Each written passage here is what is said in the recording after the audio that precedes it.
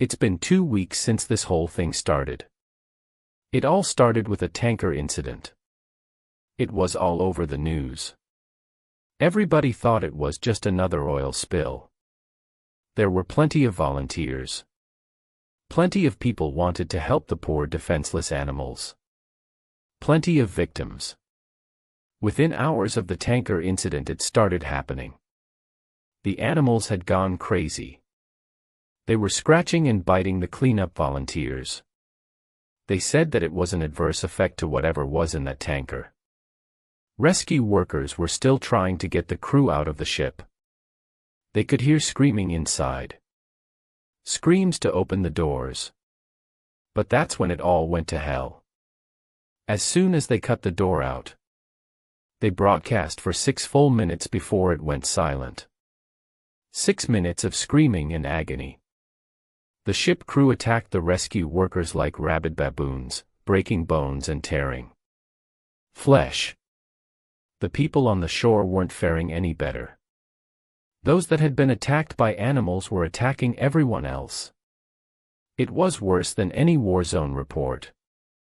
It was sheer brutality. And yet the broadcast still went on for 6 minutes. 6 minutes and then blank faces.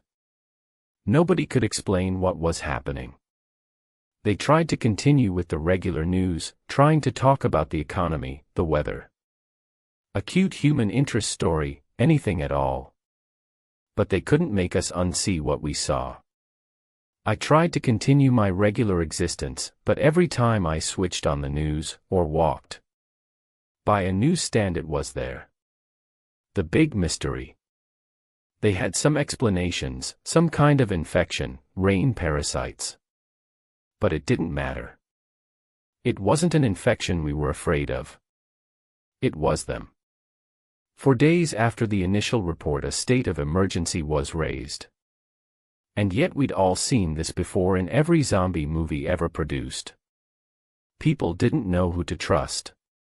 Overstockpounding food and weapons. Some tried to flee, but it seemed every zombie movie was right. They didn't make it.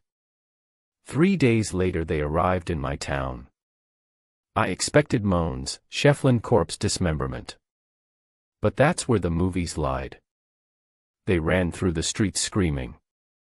I remember running out to my front door as fast as I could, locking and barricading, doing anything to make sure it would stay shut.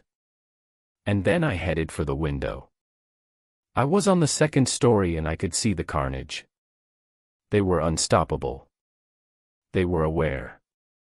A group of them made their way through a building across the street. They jumped straight through plate glass windows. Even the shards slicing through them made no difference. They just kept coming. My barricade wasn't going to hold. I rushed around by apartment grabbing supplies and jamming them into the most secure room I had. I went back for one last look across the street and I wish I hadn't. In her 2nd story window my face met one of theirs. They knew where I was. I quickly dashed into the room and locked the door. I don't have any kind of panic room or a secure basement. Southwest the safest place I could think of was my bathroom. No windows, one door with a lock. I'd showed my sink and bathtub full of water so I could stay a while. So I sat there in the dark room with the distant screams in my ears. I began to feel like I may have overreacted. It had been 2 hours with no sign of them. It actually got quieter and I thought they had moved on. Maybe I could leave the room, get to the kitchen and grab more food to wait it out. A crash came from the front door. Then I heard the sound of someone running full force into the door and knocking down the barrier behind it. There were a couple of more crashes and then I knew they were inside. Rapid footsteps began moving around my home. There were a couple of screams and then a bang on the wall beside me. My eyes were open to their widest even in the pitch-black darkness of the room. There was another bang and another. They knew I was there and they knew I was scared. This was the zombie nightmare I had been expecting from the start. I had nowhere to run. There was only so much time before they would break in. I sat with my back to the door, hoping my extra weight would make it harder for them to get in, and then it got worse. "Why don't you open the door?" said a voice on the opposite side of the door. No screams or moans, just a quiet, whispery voice, followed by more of them.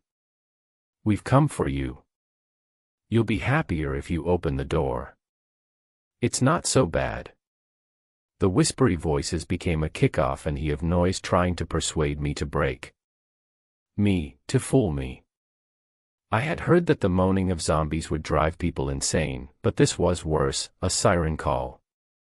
I sat in the darkness and hoped and prayed that they'd get bored, but they don't get bored and they don't leave.